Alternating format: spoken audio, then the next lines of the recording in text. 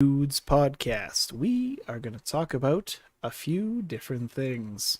Just a few. And this week in satire, we're going to inspect how Hollywood is going to react to Roe being overturned and the tidal wave of babies. The babies are coming. The babies! In our Rants of the Week, we're going to address public protests and public approaches to politicians. In our It's a Trap. Cancel them all. In our It's a Trap segment, we're going to address the BLM movement, the CRT movement, and how it is corrupting our children. Won't somebody think of the children? Silence!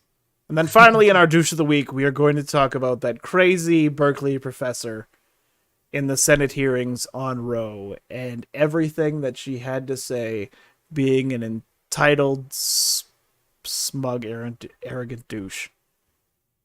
All of that and more on the Shrewd Dudes Podcast.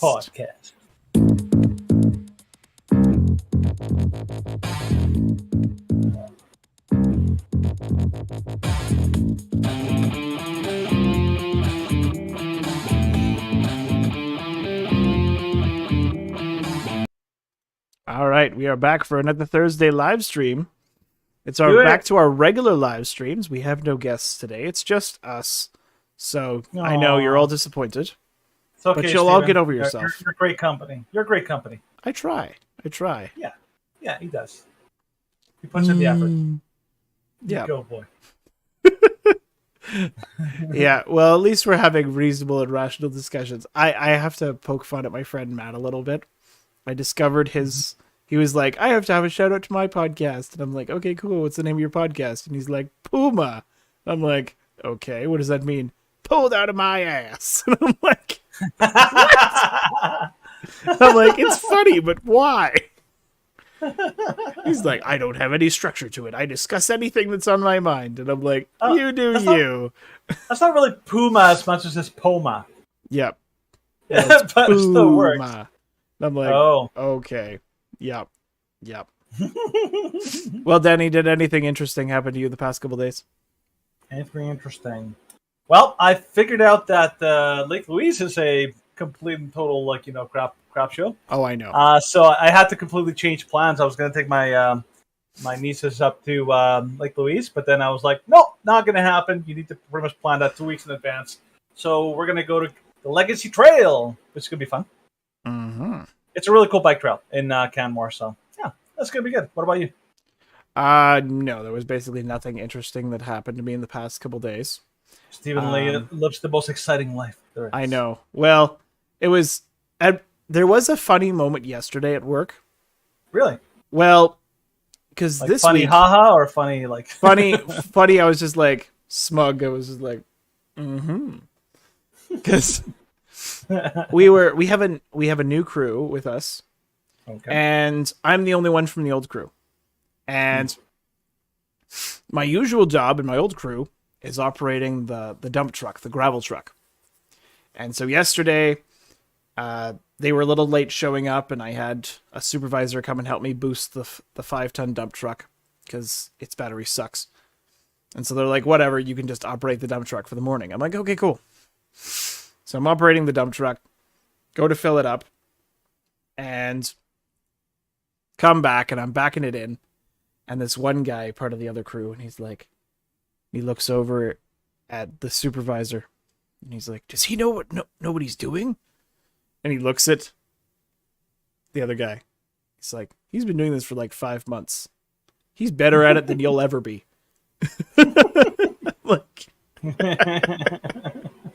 I'm like, yeah, pretty much. It's kind of got you there. Well, I kind of looked, because I'm now at the hoist, so I'm above him, and I look down at how he's doing it, and I'm like, oh no. No, I need the lemon pledge. Yeah, it's like, it's so inefficient. And I'm like, I could do this so much better, but that's okay. But, so, just a quick heads up for those who are watching. This is, of course, a live stream.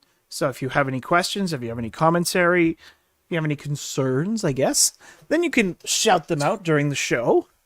and we'll try and answer them in a reasonable and rational time frame. Mm-hmm. And if you have commentary that you're going to post questions, I would ask that you post them to our YouTube or to our Twitch. Posting questions on Facebook, trying to answer them in text form can be annoying because you actually have to play the video to do it. So don't worry, I got this. Danny will also be managing that. So we'll try and keep track of things and hopefully respond to chats in a reasonable time frame. That's right. But I'm excited about today's show. It's going to be good. I mean, it's been a while since we've had this, but I want to see what we got. So first thing we got, obviously we always like to start the show with a little bit of brevity, something fun. And this week episode of Freedom Tunes was fan-frickin-tastic. If you don't know Freedom Tunes, they do a great job. They provide a comedic take on all the political, goings on. We're kind of between Babylon Bee and Freedom Tunes. They're both amazing. But this every other thing involving satire is really terrible. It's just not good. It's awful. No. So, and I mean, strive for a higher level of comedy. If you know about some better source of or some other one that we're not thinking of, I'd love to hear it. But so far, I haven't been able to find anything that's anywhere near the same vicinity. But Stephen, set us up for the Freedom Tunes episode for this week. This week in satire, man. By the way, when I saw this the first time, I laughed so hard. This was so good. It was pretty great. Seamus, if I met that guy, I would be so excited. Did I tell you about the conversation I had with our guest Elijah from a few weeks back? No, what happened? Well, Elijah and I were talking, and I'm like, "You're from like Dank Pro Life Memes. You have a decent following." I'm like, "Have you ever talked to Seamus?" And he's like, "He hasn't answered my messages yet." And I'm like, "One day, man, one day." It's like us with Laura. It's like, one day, man. It's reaching gonna up. Happen. Oh, we're gonna make this happen, bro. I know. All right, so let's watch this because it's entertaining. Let's do it. Oh, it's very indeed. Just making sure I'm having the right output. Settings. Yes. Very important. We're all good. This is a sad day indeed. The Supreme Court has overturned Roe v. Wade. If you haven't deported any of your family members already, take this time to comfort them, because dark times are ahead. Experts are saying that the repeal of Roe v. Wade will lead to cataclysmic.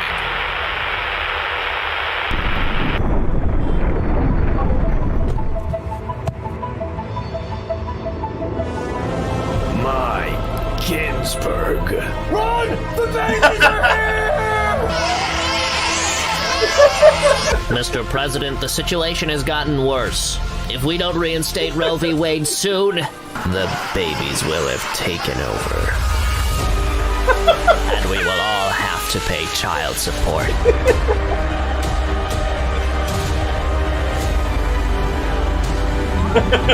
Is there anything you'd like to add to this? President Joe Biden, portrayed by Nicolas Cage. Not the babies! Not the babies! Come on, man. Oh yeah, it's nap time.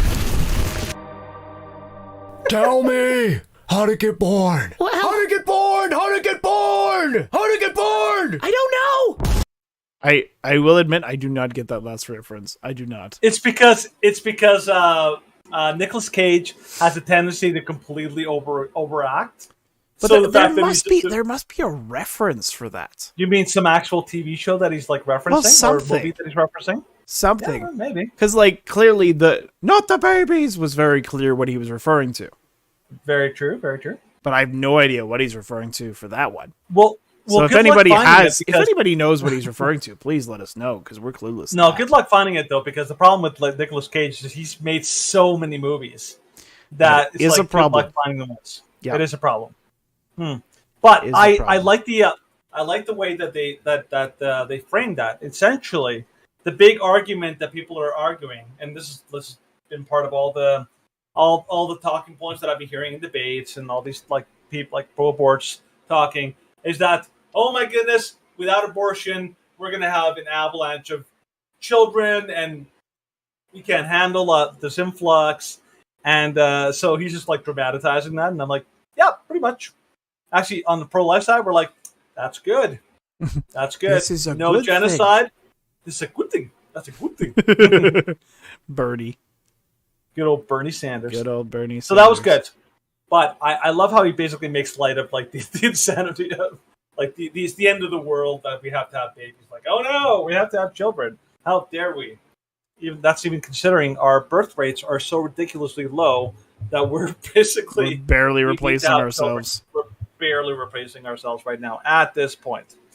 But saying all that, well, starting on that good note, let's go into something a little more serious here, Stephen, and into whether or not it is appropriate or how it is appropriate to address people in charge.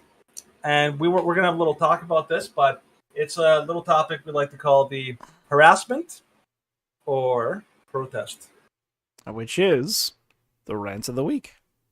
Red alert.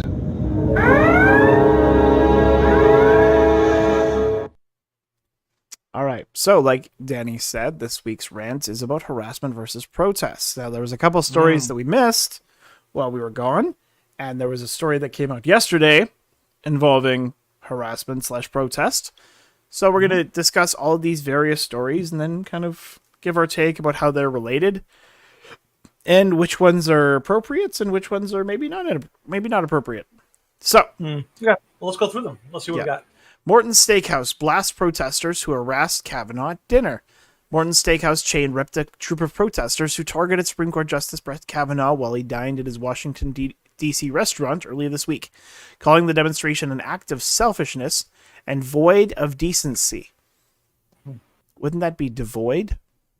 Devoid of decency. Because void would be... Anyways.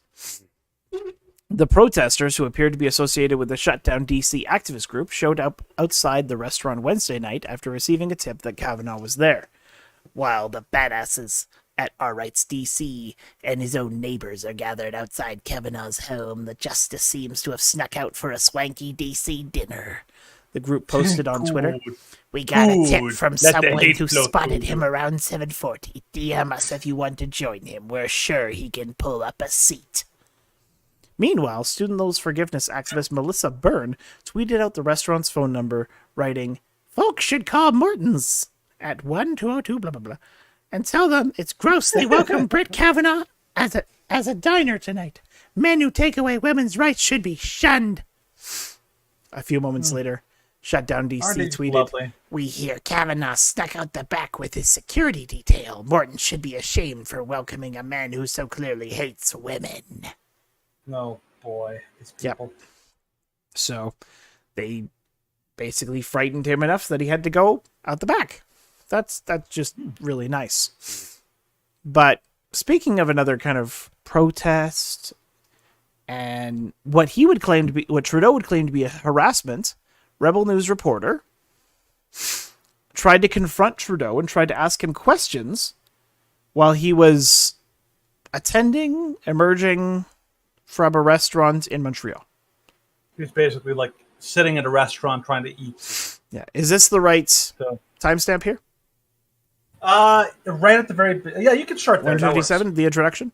Yeah, because this is where she goes directly into interviewing him. Monsieur Trudeau, est-ce que vous vous rappelez de moi? On s'est déjà parlé au combat des chefs. J'espère que oui.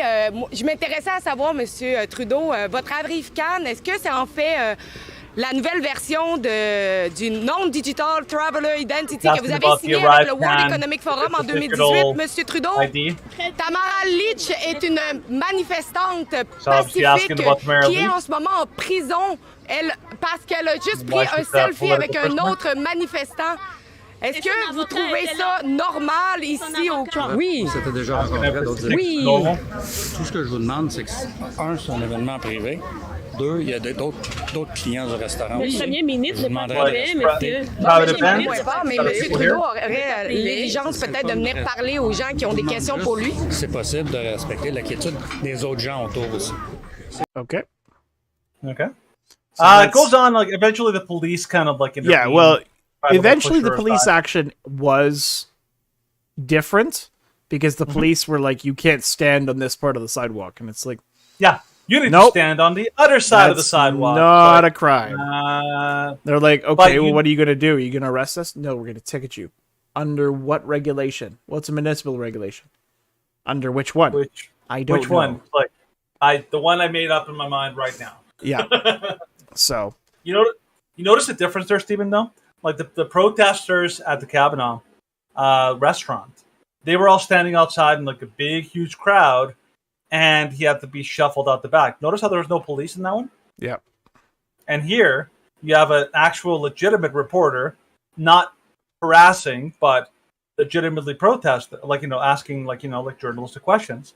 But like the police almost immediately intervene because Trudeau is he's got all his thugs and the police doing his bidding. Now, quick question for you, Stephen. Mm-hmm. Do you think one is appropriate and one is not, or do you think that they're both like? What standard are you using?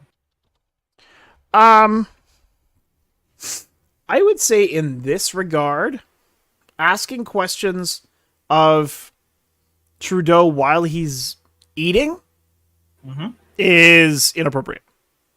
Okay, how so? Well, because that eating is somewhat of a private affair. Now, when he's leaving, when he's entering or leaving the restaurant, when he's on public property, yeah, totally ask him a question. He's an elected representative. They are beholden to the people. They are beholden to the media to keep them accountable. And I am totally in favor of using public property to ask them questions. In terms of comparing it to the Kavanaugh protests, again, the Kavanaugh protests are happening at a private restaurant, a private gathering, and that is private property compared to public. Also, the Supreme Court is different than an elected official because the Supreme Court, they're confirmed, but they're not elected by the people. They're not beholden to the people. They're beholden to the Constitution. They're beholden to the law. And so they're not meant to be. Yeah, there's a very real difference between protesting an elected official who are accountable to you and a judge who is actually not supposed to be intimidated. Yeah, because there is also a difference between Alexa Lavoie asking a question and the protesters for Kavanaugh, who over the past few weeks, there was a certain protester who took a rifle and had it in the right state of mind, in an improper state of mind, to try and assassinate him. Yeah, and I think in that sense, it's even more inappropriate for Kavanaugh to be harassed, because in his case, he has a legitimate right to worry about whether or not there's going to be some lunatic among the protesters wherever he goes. So in that sense, it's way more inappropriate for people to protest Kavanaugh. However, I will say this, and here's one thing I personally make an exception for Trudeau. Now, the reason is because No, and I do. Oh, I get it. It's not just because I don't like Trudeau, which is true. I don't like Trudeau. But Trudeau is, okay, he first of all, he shuts out legitimate media from any speaking point. So the media does not have the ability to ask him questions. He makes a point of making sure to dodge the regular media. 2, he intentionally avoids and deflects and never answers questions, even legitimate questions, from people who, in question period in Parliament. 3, he'll never, ever stop and actually engage with people. He will actively ignore them, which you see in the Calgary Stampede when he had that little photo op thing. He was completely ignoring the people who were protesting. People who were protesting him on when he was giving that speech. He just ignored them. He just pretended like they weren't even there, just didn't even acknowledge them and all that. So Trudeau has a tendency to intentionally avoid any and all accountability. And so I believe in his case, yes, it is absolutely appropriate because of the way he dodges any kind of responsibility. You basically have to resort to such tactics in order to try to get any headway with him. Now, I don't think it works because he just avoids answering it all the time. But I think it's appropriate because of how dishonest he is. Yep. Now, then that takes you into these next 2 stories, which show, Okay, well, if there's politicians who are dishonest, well, then how do you engage them in public spaces? We have two examples. So yes, the first one from Newsweek: Alexandria Ocasio-Cortez heckled, called "Big Bully de Latina" in a viral video. Yeah. The video is actually really funny. I was It laughing. is somewhat entertaining, so we could watch it now. It is. I'm just making sure that the volume make is sure it not gets the volume. super loud because it can be. I hope I'm not deafening, so I'm going to change it if it's really loud. AOC, my favorite big booty Latina. I love you, AOC. You're my favorite. She wants to kill babies, but she's still beautiful. You look very beautiful in that dress. You look very sexy. Look at that booty on AOC. That's my favorite big booty Latina. Oh, look, she stops. I love it. My favorite AOC. Nice to meet you, AOC. Look how sexy she looks in that dress. Woo, I love it, AOC. Hot, hot, hot like a tamale. Alex Stein, you are a wackadoo. I don't know if you saw, Steven. Alex Stein, there's another video of him where he's basically heckling his own protesters. Like, they came and called him fascist. They have these signs up of him, and he's basically like mocking them. He's like, "Oh, great! I'm so excited! I got like my own protest movement. This is great!" And he's like, "Oh, we would." Selfies with them. You and I know we would both do that. We would totally do that if we had protesters and be like, "We have our own protesters!" Woo! Right now, that is basically called you're trying to get a reaction. Now, I get it. If you're a politician, if you're a public figure, you're going to get that. You're like, most of the time, people are going to ignore you. They're going to just walk by. They won't give you the time of day. They'll just even pretend you're not there. So what he's doing, he's trying to rile them up. Time of day. He's trying to rile them up. He's trying.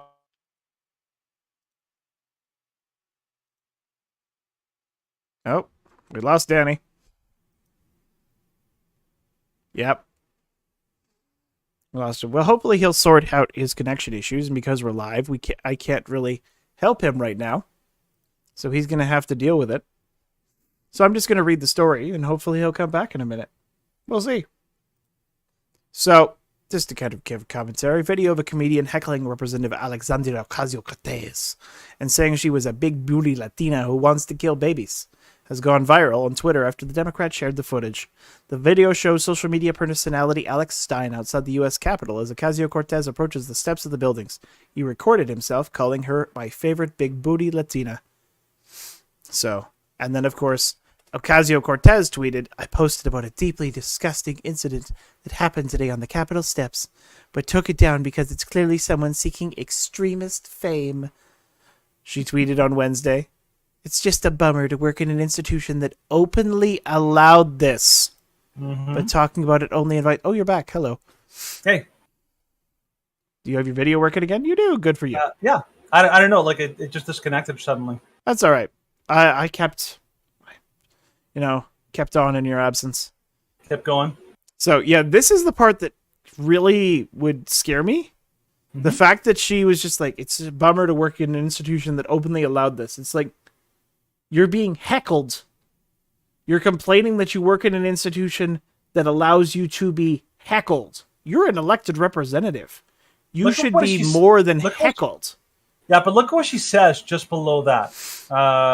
It says, "I was actually walking over to deck him because if no one will protect us, then I'll do it myself, but I needed to catch a vote more than a case today." So here's how, like, this is the mindset of this kind of politician and the world that she inhabits. She's woke. She's one of those lunatic left. And in her view, words are violence. Yep. He's being violent, so that gives her full permission to punch him. Actually, I kind of wish she had, because then she'd be facing all sorts of repercussions. No, she and wouldn't. serious. Yeah, she would, because then you can charge her for assault. You can charge her, but we all know that it wouldn't go anywhere. I know, but the media would be like the conservative media would be all over it. Yes, the conservative media will be all over it, but the justice system would ignore it. Oh, I know. But I mean, it would basically, like, become an example of, like, how unhinged she is. But here's an example of a congresswoman who is obviously, like, she's all about trolling. She's all about like pretty much taking cheap shots on people all the time. He's taking cheap shots on her, trying to rile up a reaction, which he got. And of course, she responds with her usual, like hurling insults from the safety of her Twitter. Now, can take that and contrast it with the protesters that did this to Kirsten Sinema, who is the senator from Arizona. And this is what they did. So you can actually show the video on that one. Yeah. So Kirsten Sinema, this is from the New York Post, berated by activists in bathroom at Arizona State University. So this from a little over a year ago in October. So she was followed into the bathroom by a group of immigration activists who confronted her in her classroom while she was teaching at Arizona State University. They show the small group following the senator through an ASU hallway and continue to berate her as she goes into a bathroom stall. Yeah, can you show the video? This one, yes. I think this is a video. Nope, that's not the video. Oh, it's because you let it run too long. I will refresh the page. There you go. Yeah, New York Post will keep running a video. They do. And unless you pause it. There you go. I'm a survivor of human trafficking, and it's because of the lack of worker protections that we don't have in the gig economy. I need you to stand by workers, lots of people who are like me.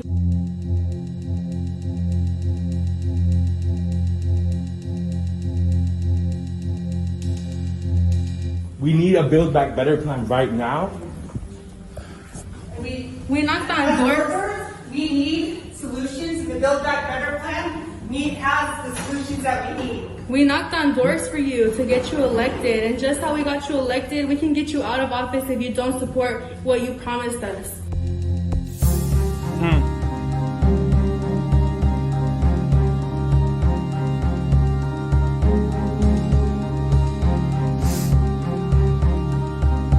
Yeah, you can stop there. Yeah, no kidding. So basically what happened was, this obviously from a year ago, October 2021, Kirsten Sinema is important because she's one of two senators in the Democrat standing up against the Biden regime, who are basically standing up against, Congress, actually. Yes. And refusing to vote in lockstep with other Democrats. And so basically what happened was the big Build Back Better thing. It was incredibly controversial. It's basically a sick amount of money. Obviously, had a million things in there were concerning, but activists were told, oh my gosh, these people are bad because they won't give us what we want, and they're standing in the way of progress and all that. And so, this approach of protesting, I think it goes beyond actually trying to hold your senators accountable. And you're actually harassing them and trying to basically threaten them. Because remember, they said you owe us because we did all the stuff for you. So you owe us to do what we want. Now, obviously these protesters are bypassing what should be the proper process, right? Like the proper process, you go and maybe you call, maybe you set up a meeting, maybe you go talk to the person in person. No. They're just going to skip the line. They're going to track her down in public, and they're going to try to basically force her to do what they want. And this has become very popular in Congress, actually, for the last couple of years. There's been loads of cases of senators, Congress people being confronted in hallways, being shut down in elevators. People basically want to, they feel powerless. They feel like the system doesn't work for me. So they want to use harassment. And harassment has become the new method of choice for these people. Because what happens is these people don't have an argument.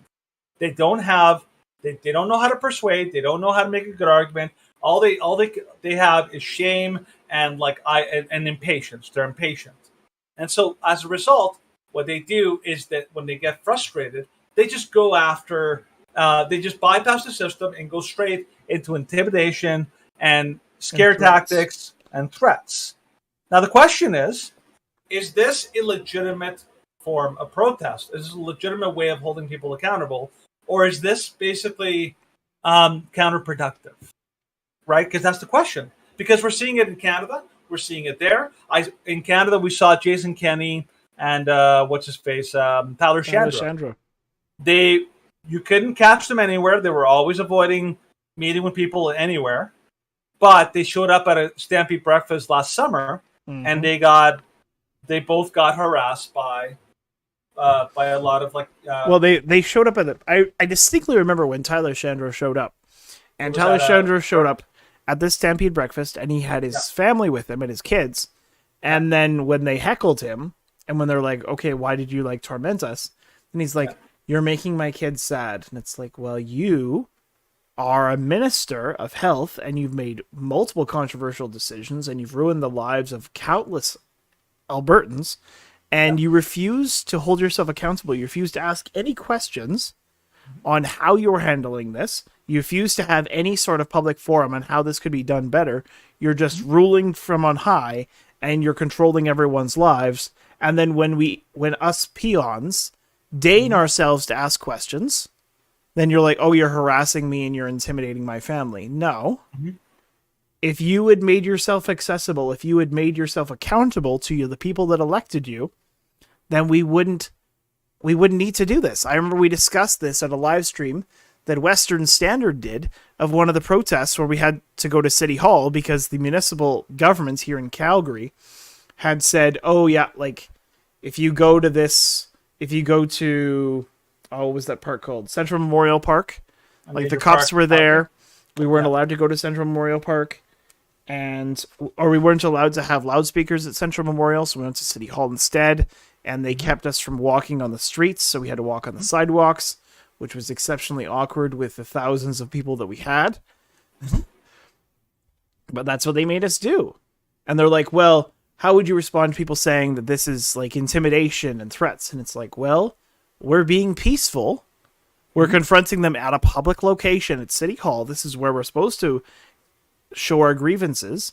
And they have not allowed a public question period in City Hall. They have not allowed a public question period of these elected officials in a long time. Yeah.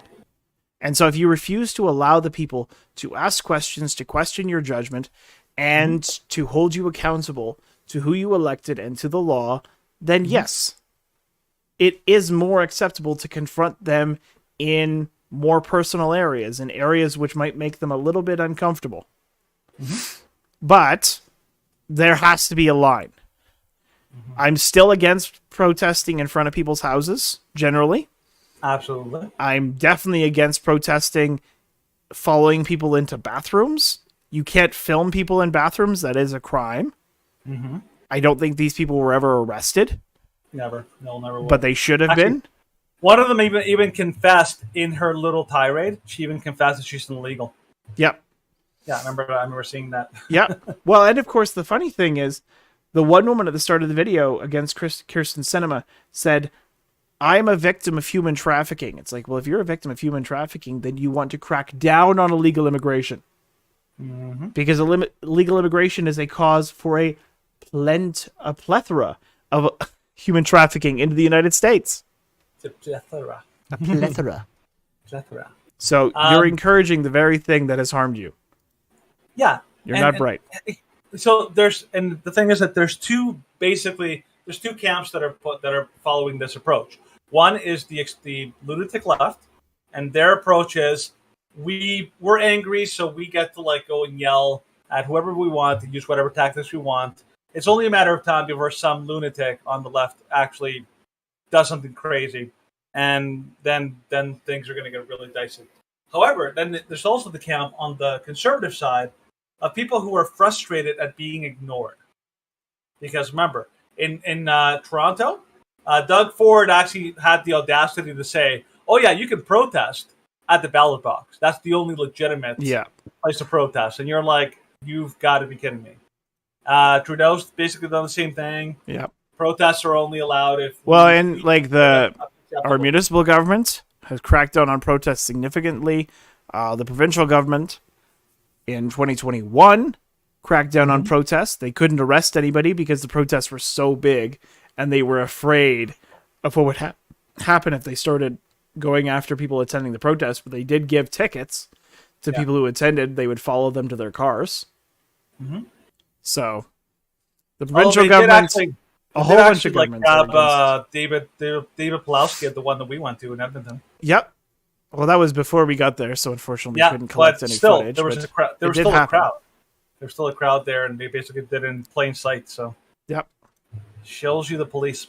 So, indeed, again, the problem is protest. Yeah, I agree. I think that it's such a difficult line to draw, but generally, you can confront your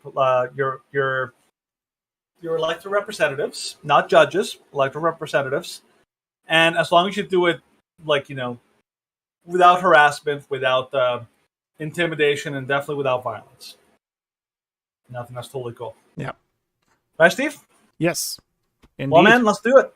That's a good rant. Let's move on to the stories you may have missed. The news you may have missed. Get on. News you may have missed. Get with it, Danny. Get with it.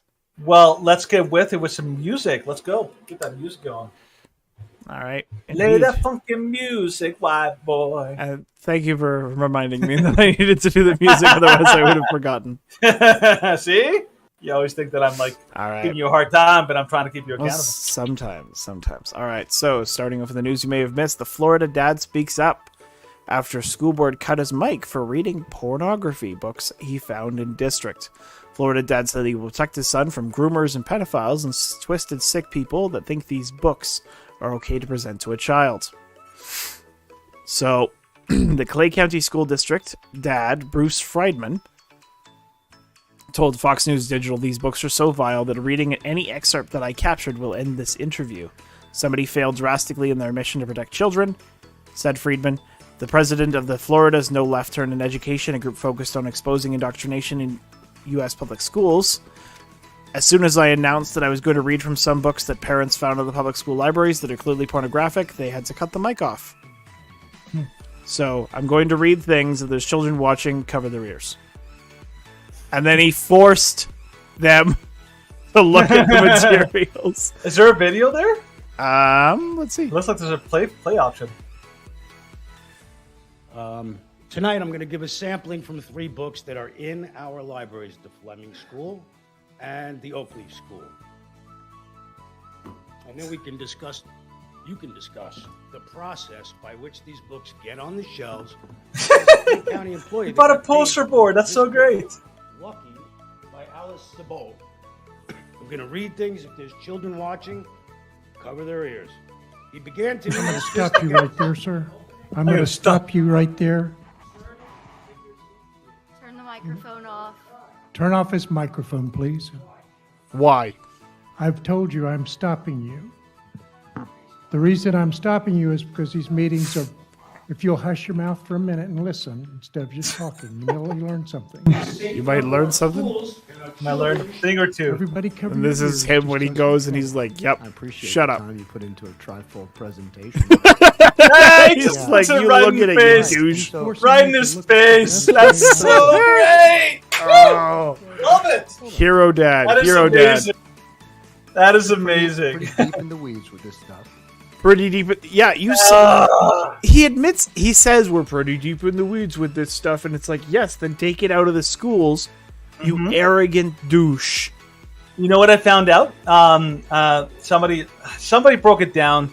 There's a weird, like loophole in the law. Originally, it was that cops, in order for cops to be able to investigate child porn allegations and things like that, they needed to make an exception so that cops could view or possess child porn in the law in order for them to do that. Apparently, somehow that loophole, somebody figured out that loophole works in schools.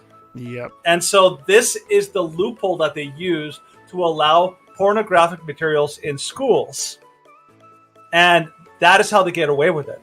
However, you show that same book outside of the school, and now it is illegal. I think this may be part of the reason why they don't want it said in school board meetings, because then they're getting into dicey territory. Yep. Because I don't know if that actually counts in the school board meetings, but also they don't want to expose the fact that they're showing child porn in schools, because that is bad for business. For their business. All right, let's move on to the next story. It's a story from the National Post. BMW to charge car owners $18 per month for heated seats You don't get your heated seats. You have to pay for them. You leave. The company has launched a variety of subscription-based services in South Korea. North America has so far been spared.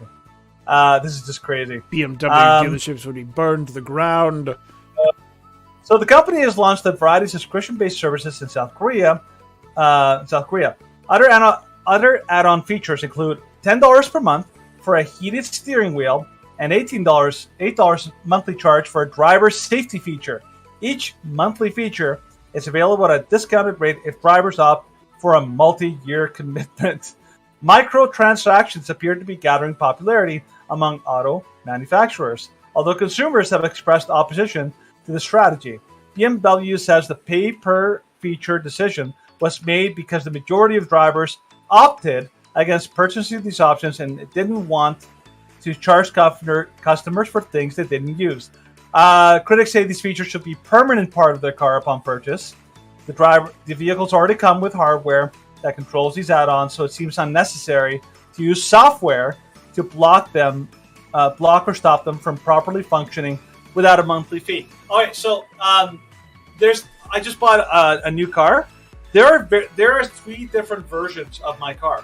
One of them is a little more luxury, has a lot of more of the luxury features, including leather seats, including like a seat warmers and all that kind of stuff. Guess what? You pay for those when you get it, because if you want the luxury edition, you get all these features. If you don't want the luxury edition, you get the base model or you get a different model. This has been the norm for cars all the way through, but my goodness, imagine like turning a car into a subscription service. This is nonsense. Mm-hmm. Oh boy. Yep. All right. Yeah, it's bogus. They charge you. Dealerships are nonsense anyway. They charge you for a whole bunch of things. And of course, how are you going to manage when you sell the car secondhand? Yep. It's like, well, they didn't subscribe. And it's like, okay, well, how are you going to charge me? Like, am I going to contact BMW? And it's like, this is my VIN number. Are you going to activate my heated seats yet? And of course, Matt Walsh discussed to be like, what if they put like more priority systems on a subscription-based service? Like, you know, braking or defrosting? It's like, oh, it's in the middle of winter. Yeah, but your payment got declined, so, you know, you can't defrost your window. So good luck. No brakes for you. Sorry. Yeah. I've had to drive without a defroster. It doesn't work in Canada. No. Just a quick story. I had my first car did not have a defrost. Mm-hmm. And there was one day that my dad locked his keys in his van, which was not smart. But then he's like, Steven, I need you to drive me to work. And I'm like, okay, well, that's at an Airdrie, but sure, okay. And so it was probably about -15, and I didn't have a defrost. And so we're driving along, and my dad looks at me, and he's like, Steven, are we in a lane? And I'm like, I think so. I'm not sure. And he's like, how are you not sure? And I'm like, literally, I can't see much. I'm driving up this like tiny little hole that I scraped out the inside of my window with the car scraper. And he's like, so you're not sure if you're in a lane? Well, I know there's a car in front of me. That's about all I know. And he's like, this is the scariest thing ever.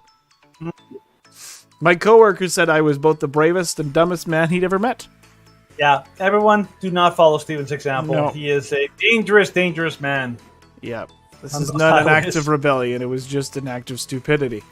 But But speaking of potential acts of stupidity, let's talk about Trump. The Hill.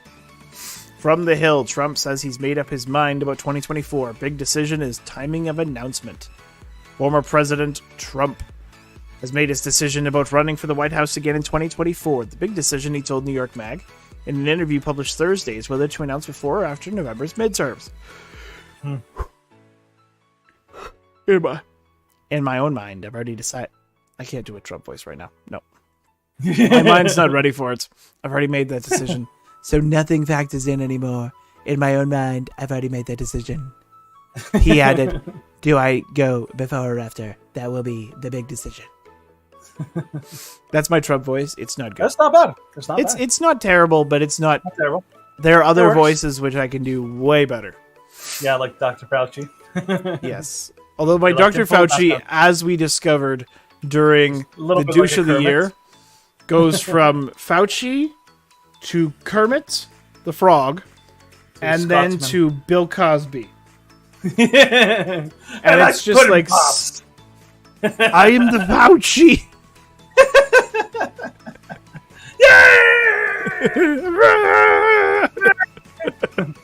Well, okay, so with the Trump story, I think it's pretty obvious. It's always been obvious that Trump was going to run. It's more of a matter of not if, but when. But that's good news. I'm glad that it sounds like he's pretty much ramping up. I hope he does well. All right, so this story is from CBS News. Ohio man charged with raping 10-year-old girl. So, like we said, like on Tuesday, there was like supposedly a story about this 10-year-old girl that was, raped and that was used by Biden. A lot of people were speculating whether or not this was true or not. So here's the story. An Ohio man has been charged with raping a 10-year-old girl whose case drew national attention following a doctor's comments that the child had to travel to Indiana for an abortion, an account that had led some prominent Republicans, including Ohio Attorney General and Congressman, to suggest that it was fabricated. We talked about that on Tuesday. There was a lot of really good reasons to believe that this seemed suspect. Now, so basically, it says that Biden kind of like talked about the case a bit. So here's it goes. A detective testified Wednesday at an initial court appearance for the 27-year-old suspect that Columbus police learned about the girl's pregnancy through a referral by Franklin County Children's Services that was made by her mother June 22nd, and that she had an abortion in Indianapolis on June 30th, the Columbus Dispatch reported. The detective said DNA from the Indianapolis abortion clinic was being tested to confirm paternity. An Indianapolis physician who provides abortion services had told the Indianapolis Star that an abortion had been provided for such a child because the girl couldn't get the procedure in Ohio under a newly imposed state ban on abortions at the first detectable fetal heartbeat. However, as we talked about before, this isn't true. Like for these kind of cases, there's exceptions that are made in the law. Yep. So, obviously there's some really like suspect things here. Here's something else that they said. This young girl, if she exists, and if it's a horrible thing happened to her, it breaks my heart to think about it. She did not have to leave Ohio to find treatment. So like they said, the state actually allows basically exceptions for emergency as life-threatening or involving a serious risk of the substantial and reversible impairment of a major bodily function. So basically, the girl basically qualified for this thing. Story goes on, but basically, it sounds at least right now like maybe that the story may have some validity because, like we said, if this actually happened, there would be a police report and entire thing. Steven, you had some thoughts on this one? Well, yeah, like what you were saying. If this, well, clearly it did happen now, but the reason that people were speculating was because there was no report filed to the police. The only reason it was filed to the police, as this article from CBS says, the referral by Franklin County Children's Services was made by her mother on June 22nd, and that she had an abortion in Indianapolis on June 30th. And of course, according to the story, she was 6 weeks and 3 days on the 24th. So she was already over 5 weeks. And so it's like, okay, well, her mother discovered that she was pregnant, and then the abortion clinic performed the abortion. Neither of them, or at least the mother was the only one who reported it. The abortion service provider did not report the rape. It did not report the child abuse, even though it is legally required by law to do so. But of course, this is not surprising to us, because we know that abortion providers, and Planned Parenthood in particular, do not report child abuse and rape when it comes to the matter of abortion, because for them, it's extra income if that child stays abused. Mm-hmm. Which is a horrific thing to think about, but it's true. And that should send shivers down your spine. It is a truly evil thing to ignore the suffering of a child simply because you can make money from it. But yeah, I agree. So take us to the next story, man. Yeah. So, moving on to a completely different topic. More unvaccinated MLB players refuse to play against Blue Jays. From True North. More Major League Baseball players are refusing to play against the Blue Jays due to Canada's COVID-19 vaccine requirements. According to ESPN, the Kansas City Royals revealed that almost half of their roster will be absent for upcoming 4-game series in Toronto. 10 unvaccinated players will stay behind. In a statement, team president of baseball operations Dayton Moore said that the Royals support the personal decisions of players. At the end of the day, it's their choice. It's what they decide to do. And we've always been an organization that promotes and encourages individual choices. Unfortunately, some of this affects the team. Good for the manager of the Kansas City Royals. Good job, yeah. Woo. Yeah, don't know how well they're doing in terms of the MLB roster or the MLB standings, but I hope they do really well this season. This is a good thing. Top notch. If there are more players, if there are more workers, if there are more citizens who stand up against vaccine mandates, then the harder it is for the government to enforce them.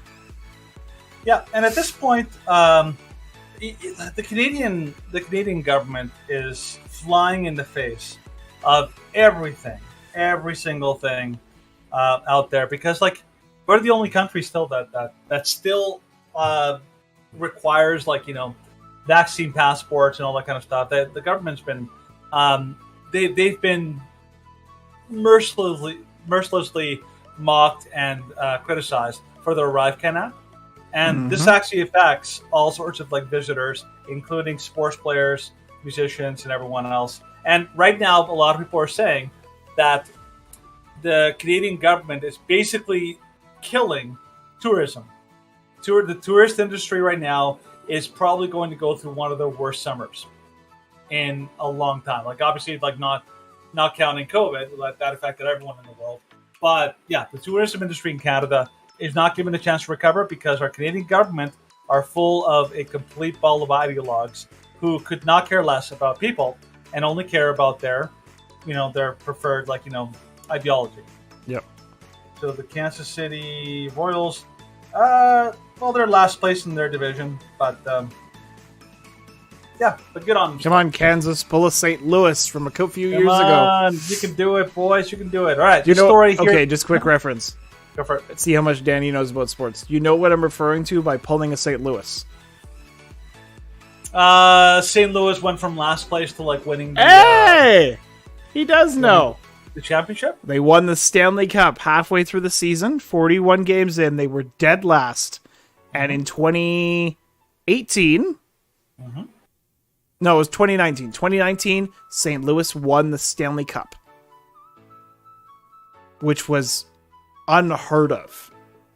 And there was actually one guy who bet $1,000 on the St. Louis Blues doing it. And he won $1 million because it was 1,000-to-1 odds. And so it was just you got really lucky, dude. Nobody saw this coming. But, all right, so final story we have here.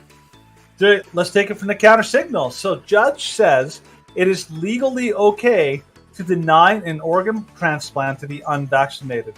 So the medical apartheid, continues in Canada. Canada continues to be a absolute dystopia of tyranny and injustice. So judge says it's okay to deny unvaccinated organ and transplant. As reported by the Westphalian Times, Mary Oakes Belzile filed this decision on Tuesday in a case concerning Annette Lewis, who was essentially given the choice of comply or die after doctors changed the rules surrounding organ transplant waitlists to require being fully vaccinated.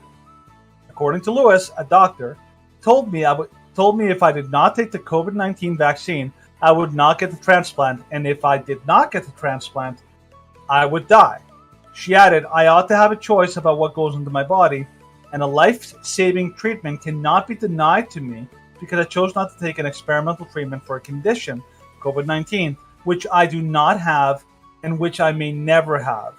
But Judge Belzile disagreed, arguing that her beliefs and desire to protect her bodily integrity do not entitle her to impact the rights of other patients or the integrity of the transplant program generally. He ultimately ruled that the charter doesn't apply to clinical treatment decisions and that Lewis's rights, therefore, had not been violated. Lewis isn't alone in her struggle. As previously reported, hospitals and health networks across the country have chosen to deny the unvaccinated organ transplants, even when prospective patients are healthy and have found a donor. This is insanity. Yep. What you're doing is you're basically saying, you're basically giving people like the ultimate, the ultimate ultimatum. It's basically do this thing or you will die. We will actively allow you to die in order to protect our we have a right to demand that people do something. This is basically like no different than the mafia. When the mafia shows up and Italian mafia shows up to a little shop in New York and they say, "Oh, it would be a shame if something happened to your nice establishment here. If you give us some money, we'll make sure you're protected." That's basically the same thing. They're basically threatening to burn down your business and destroy your life unless you give them money. How is this any different? Mm-hmm. Now, obviously, part of this is that these doctors are part of this completely hijacked system where doctors have been basically lied to, and many of them are basically told you are not allowed to question the vaccine. The vaccine is perfect and beautiful and insanely perfect. Of course, Yet, we'd never question it. No, never question it. All hail the vaccine. All hail the magical vaccine. However, if I don't know if this is correct, was she denied a transplant for a heart transplant?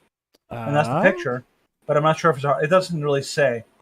But let's say, for example, last year there was a lady on a waiting list for a lung transplant. Yep. A lung transplant. When the vaccine creates the same spike protein that attacks the lung tissue, and you want her to get that treatment to create a massive influx of spike protein that is going to make her is going to increase her risk of complications. It's insanity. It's an upside down world. It's clown world. This is the world we live in. But yeah, that's the stories you may have missed this week. Indeed, it is. All right, Stephen, feel free to turn off the music. Yes. That's right, I shall. All right, so now we are going to go, instead of transferring from the news you may have missed into It's a Trap. So I will transition into that, and then I'll let Danny introduce it. All right.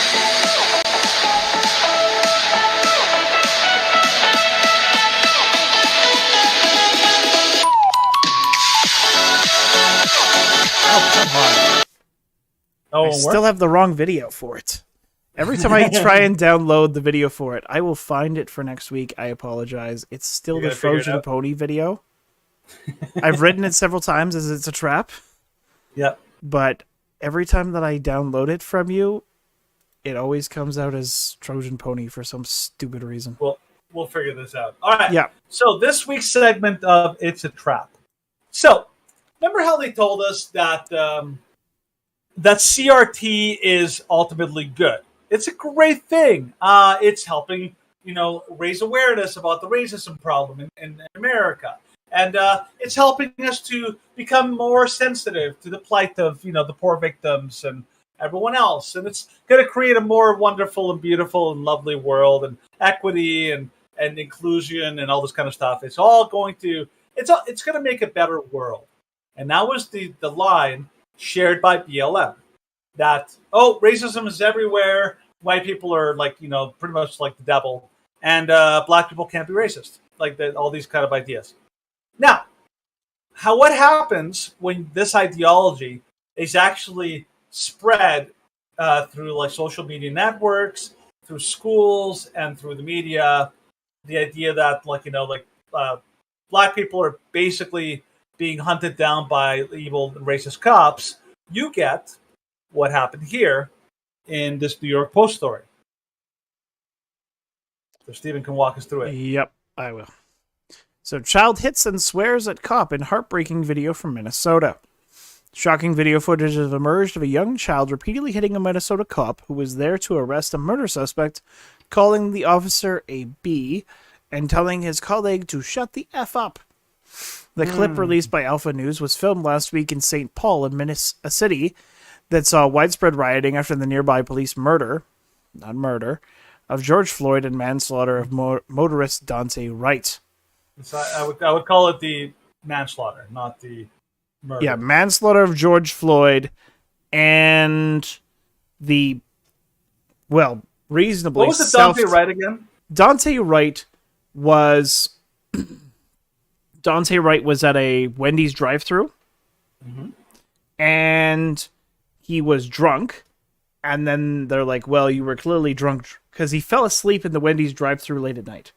Oh, really? And so they're like, we're talking to him, and it's like, okay, well, like you're clearly drunk, and you admit that you're drunk, so we have to arrest you for drunk driving. And then it got into an altercation, and they tried to tase him. One shot the taser at him and missed. He took the cop's taser. Oh no, sorry. He took the taser, shot one of the cops with a taser, took the other cop's taser, and ran away. And then was aiming back at the second cop to try and shoot the cop with the taser, and he shot him with his gun.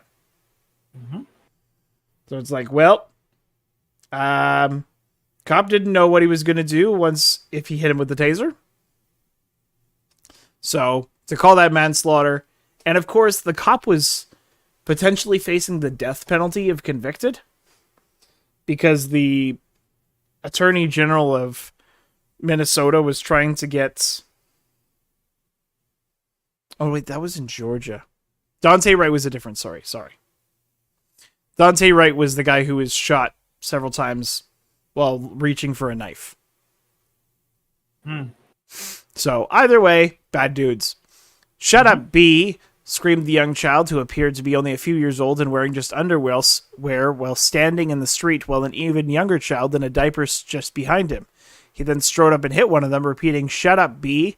Shut the F up." The kid then screams at the other officer, who was wearing a Bureau of Alcohol, Tobacco, and Firearms vest, telling him his work boots were those ugly-ass church shoes. Can you show the video? I think the video is at this... Nope. It was removed for violating community guidelines. Not sure how. I'm sure I could find the video. Yeah. So, while Danny looks for that, then... Yeah, this what are your thoughts on that, Steven? Unfortunately, this is... Hold on, there might be a clip here. Nope. Oh, is there a video?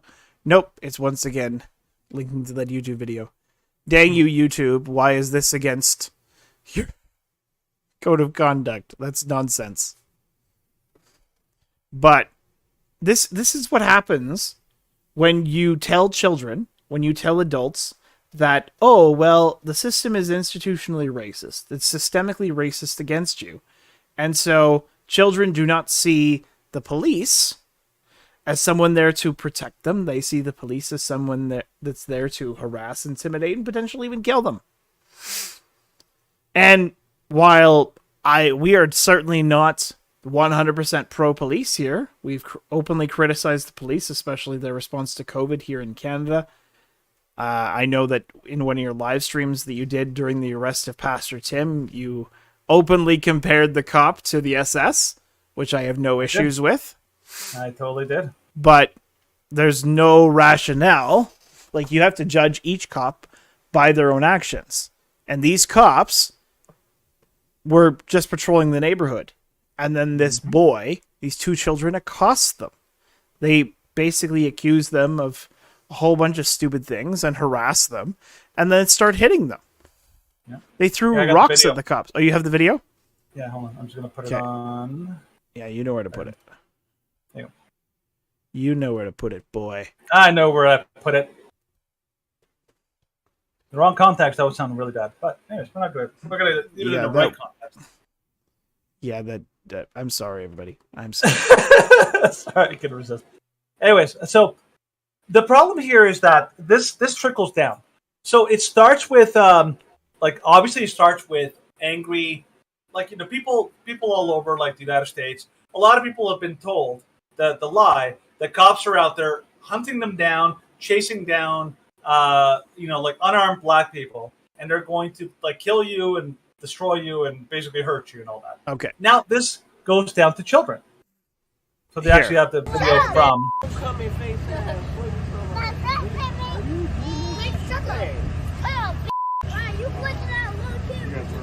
in diapers. Yeah, that parent's getting a negligence charge. Yep.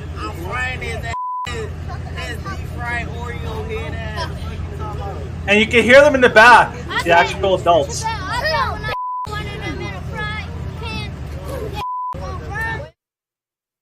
Wow, you can see that. Morning, St. Paul police say. Yeah. Now the police were there for a legitimate reason. They were. Right? I don't know. And I don't know exactly why they were there. Well, they were there because they were checking a warrant. There was a murder warrant. They were looking for a suspect in the murder. So obviously they were told the murder suspect might have been in the area, so they're there legitimately looking for the suspect. But as these children have been basically taught from their very racist parents, cops are bad, cops are evil, cops want to kill you. And this is how the kids respond. I mean, clearly these kids did not get this on their own. They were pretty much, they're pretty much around parents who probably talk like this and probably talk about the police and have told them to be scared of the police. The police are the boogeyman. They're there to hunt them down. Now, the problem, this is why this is a trap. Because in the past, yes, police, if you're in a crime-filled neighborhood, you probably don't have a great view or impression of the police. Because the police are only there when trouble happens, and usually there's a lot of commotion, and probably a lot of people that including friends, are probably arrested. However, the movement, the CRT movement that basically tries to say that cops are bad, they're part of the system. There's a racist system that's designed to basically hunt down unarmed black people. One of my favorite characters from the TV show Community, I think, I forget his name in real life, actually. But he did a music video where he basically reenacted that very thing, essentially suggesting that that basically black people are still being chased down like lynch mobs in the old South and Confederacy or something like that. And this just shows how prevalent this view has spread. It's like a virus. It's a mind virus that has spread, and now it's created a massive amount of societal division. And it's pitted black people against cops and black people against white people. And so it's created an incredible mess of division all throughout the United States. So if you go to the Vox story, Steven. Mm-hmm. So the Vox story, the title of the Vox story says, "The Effects of Black Lives Matter Protests." All right. Now, this one's from a little while ago. This is from a year ago, April 9th, 2021. But obviously, this story came in response, trying to analyze this is enough time had passed since the Summer of Love. The Summer of Love being the summer where all the BLM protests went nuts and they pretty much destroyed half of the United States, half of the country was absolutely annihilated by these protests.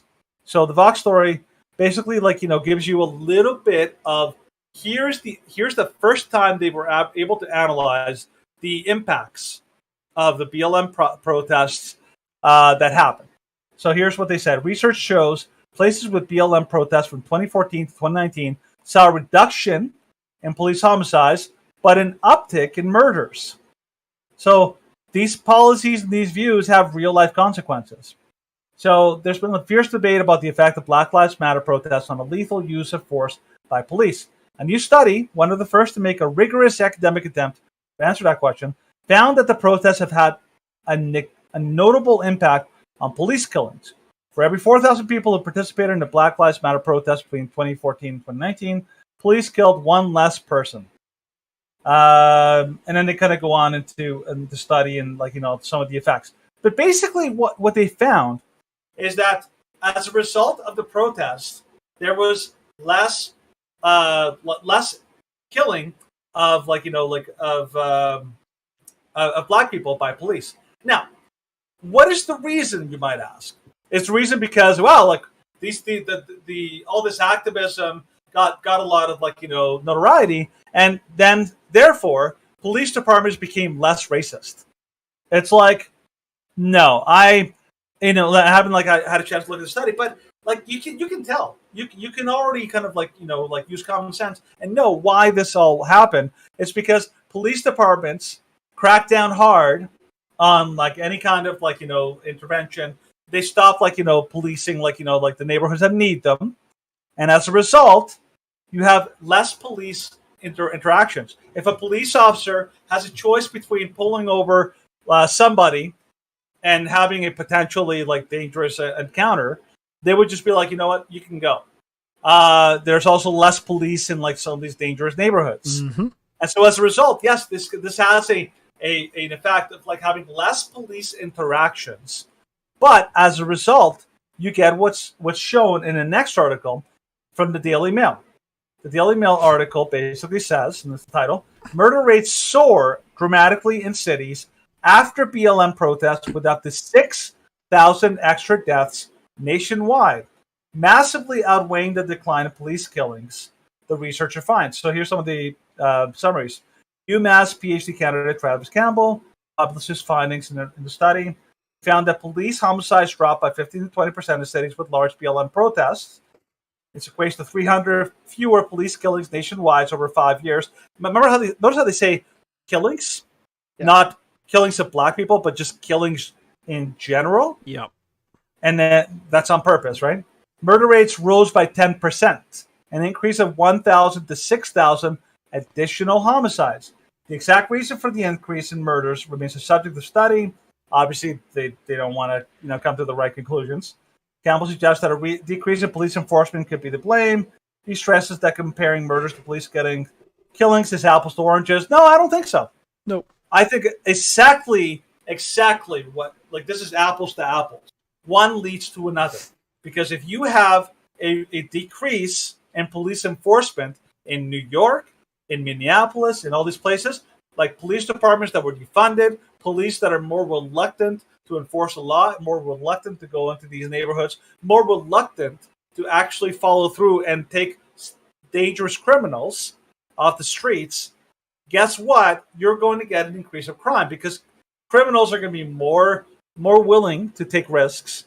There's DAs in all these cities that are not prosecuting any form of serious crimes, and you basically get the perfect recipe for an incredible rise. So you say that BLM, CRT, hey, this is all helping. Look, we're making a better world. We're creating a more equitable America, where it's a trap. It's a complete Trojan horse. It's giving you the flowery picture of we're going to solve the racial ills in our country. But in reality, it is basically a poison pill, because what they're doing is they're not actually solving the problem. And they're the problem of police brutality, as we talked about before. Police are not gunning down black people in massive swaths. That was a lie invented by BLM in order to gain support for their CRT pushes. So they took a lie, they got people really mad and outraged, they went nuts. As a result, police pulled back, and as a result, they have enormous amounts of violent crime increase in all these major cities. But also, according to this article from The Guardian, again, not long after the Black Lives Matter protests, the Guardian article says, Black Lives Matter has increased racial tension, 55% say in UK poll. So there's the UK, but obviously this sentiment is also found in the United States as well. Majority of people believe Black Lives Matter, the anti-racism movement, that has spread to the UK this summer has increased racial tension, according to a poll. So, in the US, obviously, the racial tensions have gotten worse, not better, since BLM started going nuts. And this has spread into countries like the UK and, believe it or not, Canada has also fallen into this thing. A lot of Canadian politicians, including Rex Murphy, who's a journalist, they were saying, like, this is nuts. Canada does not have a serious... We're not saying that racism doesn't exist. We're saying we don't have a serious racism problem in Canada. But we were sold the lie that racism is everywhere. It's the boogeyman. It's behind every nook and cranny. And now we have these incredibly racist people running around telling us that we are horrible, terrible, and that racism is pretty much everywhere, behind every, underneath every park bench, inside every closet, and in every police department. And now Canadians are believing this, and guess what that leads to? Division. So, then coming full circle, the idea, the CRT, that Black Lives Matter, that they're alleviating racial issues and alleviating racism, is a lie. Because what's happening is they're only creating more division and creating more racial tension. That is why it's a trap. That is why it is a Trojan horse. Stephen, anything to add? Nope. No, well, you and I knew this for a while. Just like, we knew that it was a trap to support Black Lives Matter. Anytime everybody's like, well, why don't you care about Black Lives? And it's like, I care about Black Lives, but the organization of Black Lives Matter is not supportive of Black lives. They don't care about this inner city crime. They don't care about crime statistics. All they care about is trying to boost their public persona. And they're using this kind of push saying, oh, like blacks are being targeted by racist white cops, which is, of course, not true in the slightest. Mm-hmm. And there's probably, of the hundreds of incidents of blacks being shot by white cops in the past few years, only a couple of them have actually been proven to be racist in origin. If and even that, when they are proven to be racist in origin, the cops are usually held accountable. Yeah. So the idea that this is an epidemic is it's based on a lie. Even it's nonsense. Even the Michael Brown shooting, the hands up, don't shoot. People still bring that up as if it's as if it's this kind of like argument destroying talking points, and it's like, it's clear you just don't understand what actually happened in that case. Not to mention that it was shown in a court of law that story was totally discredited. Yeah. He actually went after the policeman's gun. He basically did what the Boston Marathon bomber, what he did to that cop. Yep. He basically reached into the car, took his gun, and basically used it to shoot him. That's what Michael Brown was trying to do. Yep. So it's a trap. Don't believe it. I know a lot of people, including the next subject of the next segment.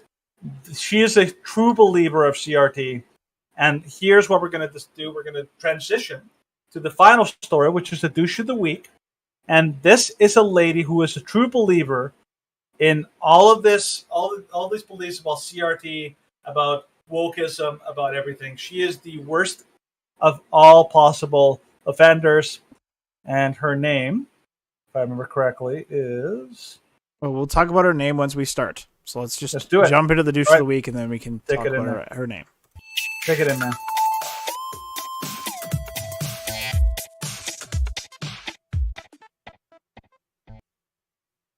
All right, so from the Daily Mail, once again, woke Berkeley law professor brand sender Josh Hawley transphobic for saying only women can get pregnant, and claims he's encouraging violence against trans people in fiery exchange on abortion rights. You've referred to people with the capacity for pregnancy. Would that be women? Hawley asked. Many women, cis women, have the capacity for pregnancy. Many cis women do not have the capacity for pregnancy. They're also trans men. I want to recognize that your line of questioning is transphobic, and it opens up trans people to violence by not recognizing them, Professor Kiara Bridges said. So let's just watch that, because it's just stupid. Okay, hold on. I need to just give a quick setup to this. Go for it. This is basically, this happened in a Senate Judiciary Committee on abortion. So they basically brought all these experts in, talk about the subject of abortion, Roe v. Wade, all that stuff. They brought her in because she's supposed to be an expert on this topic. And what she did is she basically had the most arrogant, smug, douchey response possible. It was dripping with this woke nonsense and self-righteous, Well, and just the ultimate entitlement. As you can, so let's just go through this first question. And yeah, you can't say this woman's not an entitled prick after this first question. Born has value. I believe that a person with a capacity for pregnancy has value. They have intelligence. They have agency. They have I'm talking about the baby. And I'm talking about the person with the capacity for pregnancy. You're not answering the question. I'm asking. I'm answering a more interesting question to me. You think that the baby that is not yet born, let's say the day before his mother delivers, do you think that baby has value? I think that the person with the capacity for pregnancy has value, and they should have the ability to control what happens to their lives. Well, and I just note you refused to answer the question. You refused to answer the question. She did. Do you remember? Oh, she totally did. Do you remember way back? We covered this a while back. Chrystia Freeland, who was the deputy prime minister here in Canada, she was asked again in a Senate committee. She was asked a direct question, several in fact, and she chose not to answer the question entirely. Mm-hmm. She was completely answering a different question. She was giving an answer to a different question, and she was doing so with such a smug derisiveness that was so difficult to watch. Yeah, it was obvious she had no problem. This lady did the same thing. She basically said, "Oh, I'm answering a more interesting question to me." You don't get to do that. No, you don't get to decide what's interesting. You don't get to choose what question you get to answer. That is imagine that in any other nonsensical BS. Any other place you get asked the question. Yeah. By the way, Miss, did you kill your brother? It's well, I loved my brother. My favorite burger was a Big Mac with double Big Mac with cheese. Me and my brother used to go get them all the time. It was delicious. That's not answering. That's not what I asked. Yeah, well, I'm answering a question that I like. I want to talk about how much I love my brother and how much we love getting burgers. Let it be known together. the witness is not answering the question. Yeah, I am answering the question, but just not your question. Yeah, you can't do that. This is a law professor. Yeah, it's this is supposed to be the person, the people that we look up to, the experts, so to speak, on how to conduct themselves in a court of law or criminal or political proceedings. Right. But she's just nope. If you don't want to answer the question, then you can just make up your own question and answer that. Yeah, it's. I don't know if you noticed this, Stephen. That's exactly what the. Do you remember the movie Zootopia? Yep. That's what the fox said to the buddy. It's here's how you answer questions. And you answer a question with a question. Answer that. That's basically what they're doing. Yeah. It's well, I'm going to answer a question that I want. I'm just going to choose my own question. Do the unborn have rights? Do I have rights? Yes, I do. Yeah. What are rights? Rights are good. Yeah, rights are good, and we definitely all that's exactly what she did, actually. Yeah. Because he's okay, do the unborn have rights? And she's like, do I, as a potentially pregnant person, have rights? Yes, I do. That's exactly what she did. She did the what's that fox's name now? I gotta think. Dang it. Yeah, it's gonna bug me. If you know the answer, please tell us in the comments and shame us. Yeah, I can't tell. I have no idea. Nick Wilde. Nick Wilde. Yeah, pull the Nick Wilde question. She pulled the Nick Wilde, basically. I'm gonna ask my own question and answer. Yeah, but anyways, so unfortunately her arrogance did not end there. It continued onward in a confrontation with Senator Josh Hawley, and it gets worse. Here we go. Professor Bridges, you said several times, you've used a phrase, I want to make sure I understand what you mean by it. You've referred to people with a capacity for pregnancy. Would that be women? Would that be women? Many women, cis women, have the capacity for pregnancy. Many cis women do not have the capacity for pregnancy. There are also trans men who are capable of pregnancy, as well as non-binary people who are capable of pregnancy. So this isn't really a women's rights issue. We can recognize that this impacts women while Look at her also face! recognizing that it impacts other Stop, groups. stop right Those there, things stop are right not there. mutually exclusive. Did you see her face? The second she answered, she's like, we can recognize. We can recognize. Right there. See? Right there. You can see this, like, she's almost got this, like, you're an idiot, and I'm here to basically educate you, you moron, because you're too stupid. And Well, that carries on. Yeah, that this impacts women while also recognizing that it You impacts laugh, other groups. Those things are not mutually exclusive, Senator Hawley. Oh, Yes, so they are. your view is that the core of this right then is about Stop blinking, what? you weird woman. So I want to recognize that your line of questioning is transphobic, and it opens up trans. That reminds me of that guy from What is a Woman? It's like, you're talking about truth seems like intrinsically transphobic, and it's like, what? Yeah. No. This line of questioning it's getting dangerously close to transphobic. Yeah, It's so like they're it's like Todd's Plate is just ending this interview right now, and it's like, well, why? Yeah. It's like, well, part of me wants to know why you want to, like, why this bothers you so much, and he's like, because truth matters. It's like, but what truth? It's like, is it your truth? He's like, reality. Reality matters to me. It's the you notice how she like the people like this always like it's like the transphobic card. Oh, It's like yeah. the get out of jail free card. It's like I'm being asked a question, I'm very uncomfortable. It's like bam, transphobic card. You're the bad guy. You're the oppressor. You're the person hurting people. How dare you? Where's my pearls? Here, I gotta collect my pearls, you jerk. Yeah. And then she starts sucking her thumb and start drawing in a little like safe space as a notebook. Yeah, let's. But it continue. goes on.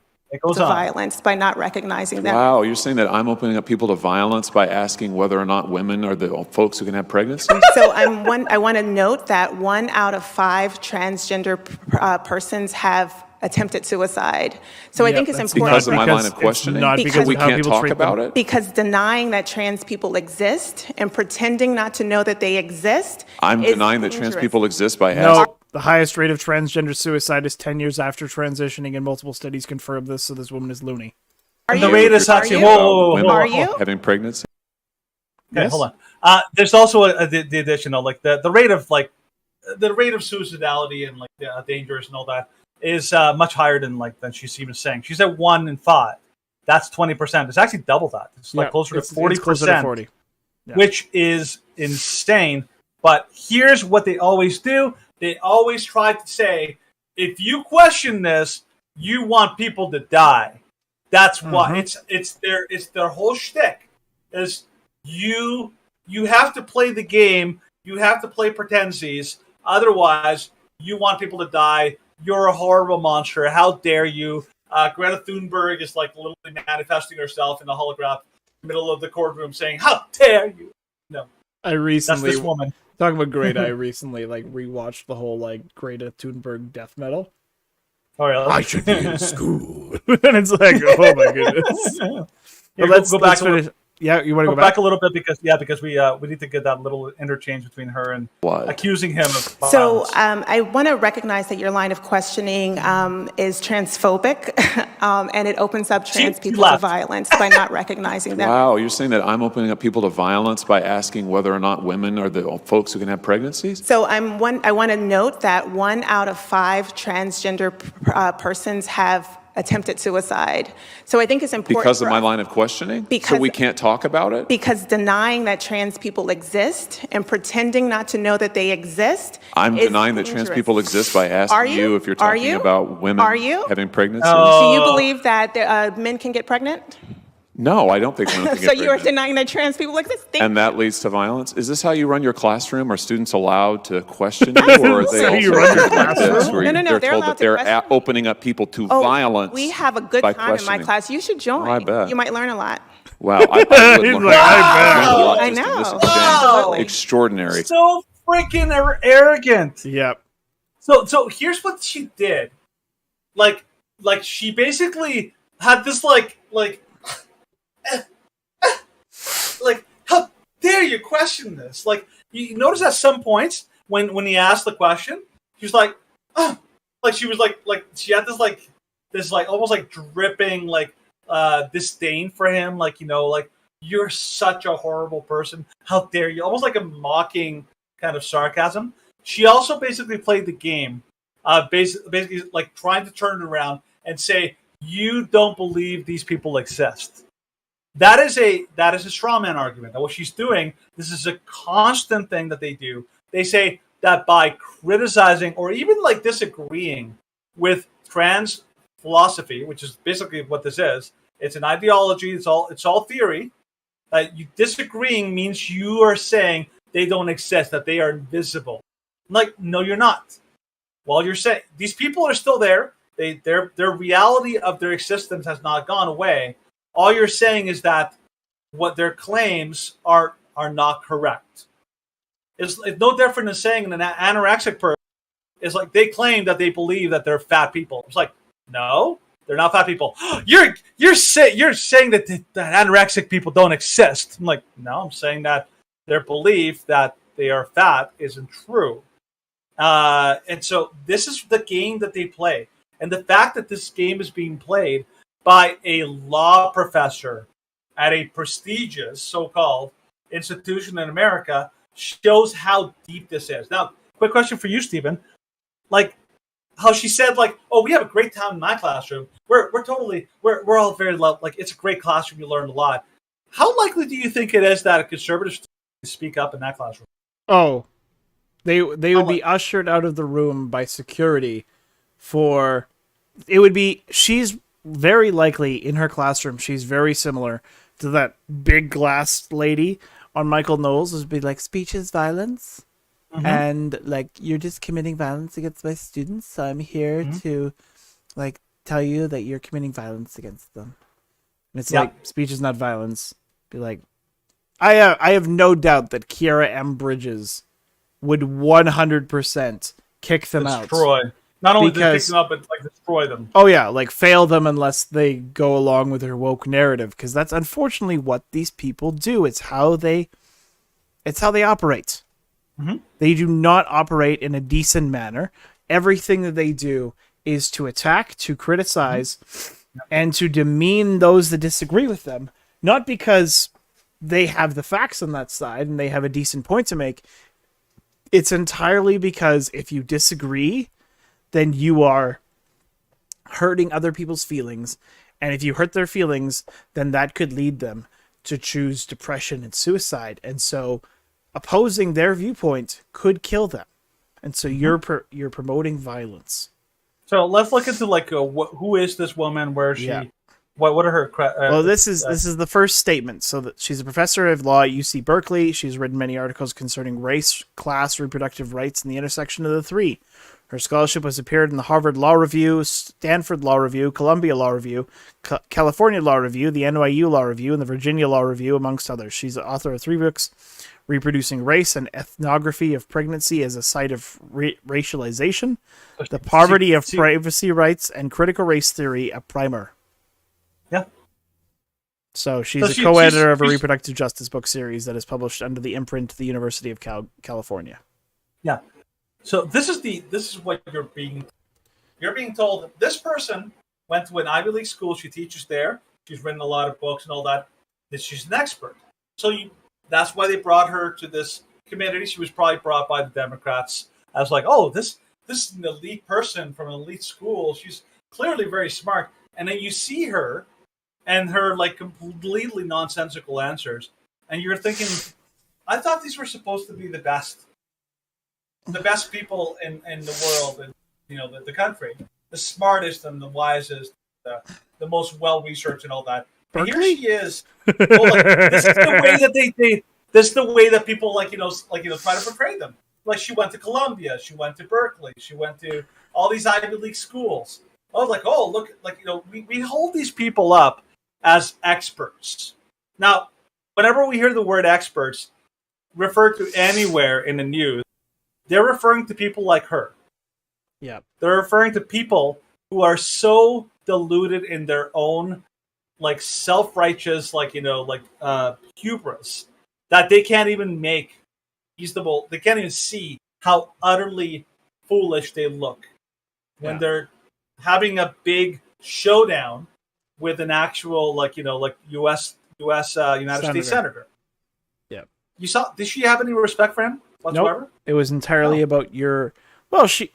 It was very clear she considered him foolish, and her entire point was to shame and berate him into either agreeing with her or making him out to be the villain. And she clearly made an effort to make him out to be the villain. And a lot of liberal media painted him as the villain in this interaction, saying, be like, oh, Josh Hawley was anti-trans and bigoted in his interaction, saying that only women could get pregnant. Whereas, like, anybody up until 12 seconds ago in society would look at that interaction and be like, this woman is off her rocker. She is completely off her nut. But our modern society, mostly shaped by academics and individuals like her, is saying, oh yeah, she's wonderful. Like, she's a beacon of hope in the future of society and where we need to go. Can you believe that some people were actually suggesting that this lady should run for president? I was like, you go ahead and do that, sweetheart. You go up there and show your true colors to the nation. Let's see what happens if you go and do a rally in Lake Wisconsin, or Texas. Well, they even suggested that Gavin Newsom would be a great example. The problem is these people live in such an insulated environment that they truly believe they're hyped, and so they don't know what it's like to actually go and talk to people outside of their bubble. This is what happens when you get one of these foolish lunatics in a place where there's people who disagree with them. Suddenly she's like, just full on, she doesn't even know what to do with it, because I bet you anything, being at Berkeley, she's surrounded by like-minded professors who all agree with her. They all believe America is super racist and super dangerous. They all believe that abortion is a human right or whatever kind of stuff. This is the worst that there is.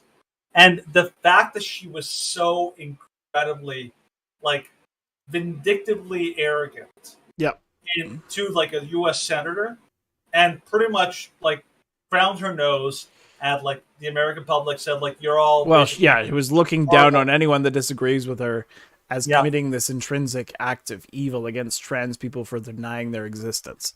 And I was talking to Danny about this earlier. When it comes to this whole line, it'd be like, you deny that trans people exist. Yeah, we do. Because we accept that they have a mental condition. It's like those with anorexia. Yeah. They think, of course, that they are egregiously fat. They're not fat. They believe in their minds that they are fat, and encouraging them and enabling them in their belief that they are fat is lining them up and setting them up for failure.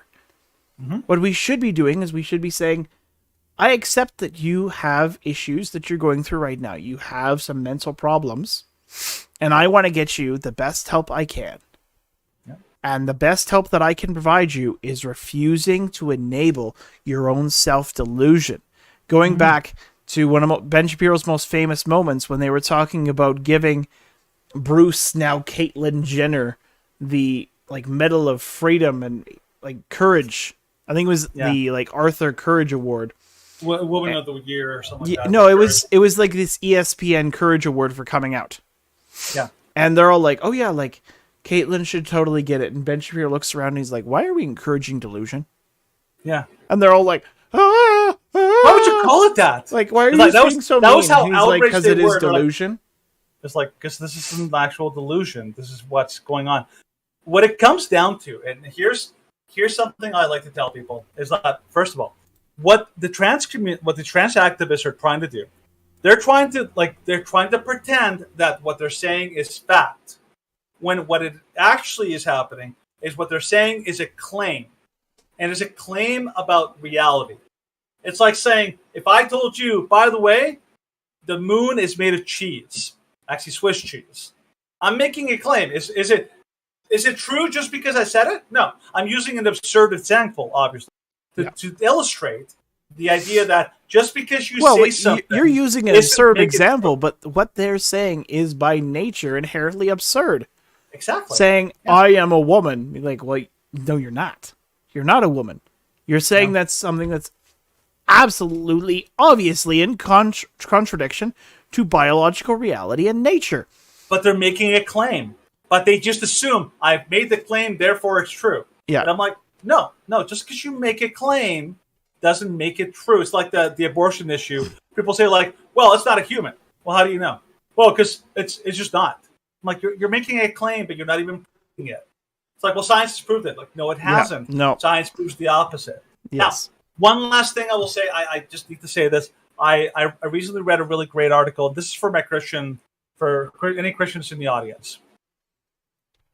If you believe that it's not only compassionate, but it's actually biblically accurate to go along with people and accept their delusion, because Focus on a Family recently basically gave out advice saying like, oh yeah, if you want to, it's more important for you to maintain your relationship with a strange trans people in your life by playing along. Like, they didn't say that, but essentially it said use their pronouns, play along, because it's more important to maintain a relationship. If you believe that that's true, you are wildly incorrect, because you are actually actively participating in deceit and in a lie, and you are not doing what's loving. What's loving is what is good for the person, and playing along with them is just as cruel as playing along with somebody who is schizophrenic and who believes that there's voices everywhere. Be like, oh yeah, you're right. There is voices everywhere. You're right. That's right. Yeah, you're right. That everyone's talking. Yeah. Now, this woman is the most extreme example of this kind of arrogant, totally full of yourself kind of like hubris that is present in the left, and some of the worst people in our society believe like she does. That is why I believe that she is this week's douche of the week. Yeah, without a doubt. Absolutely this week's douche of the week. So, that's where we're going to end today's show. Thank you for watching. Thank you for listening. If you're following us on our various media platforms, especially our video platforms, such as YouTube, Rumble, BitChute, and YouTube, make sure and leave us a like, comment, subscribe, follow, whatever.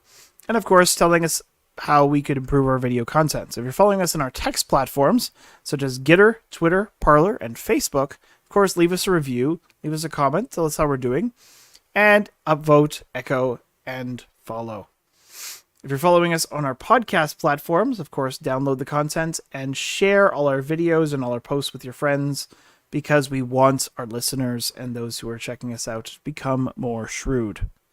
That being said, Danny, sign us out. All right. I'm Danny, Senior Sweetness, and that's Steven, Salty Steve.